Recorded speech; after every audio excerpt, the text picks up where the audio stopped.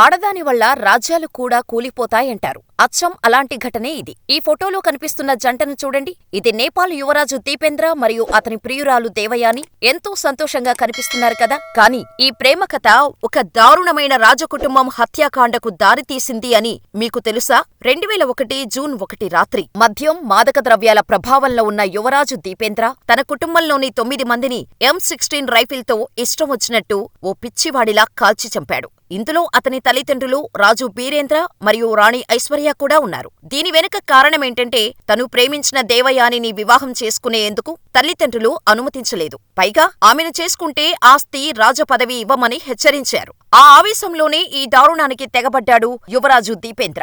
అంతటితో ఆగలేదు. దీపేంద్ర తనను తాను కాల్చుకొని కోమాలోకి వెళ్లిపోయాడు. అదే సమయంలో దీపేంద్ర రాజుగా ప్రకటించబడ్డాడు. రాజుగా ప్రకటించిన 3 రోజుల తర్వాత అతను కూడా మరణించాడు. ఇది కేవలం ప్రేమ, ఆవేశం వల్ల జరిగినదా లేక మరొక రహస్యం దాగి ఉందా అన్నది ఇప్పటికీ ఒక మిస్టరీగానే ఉంది.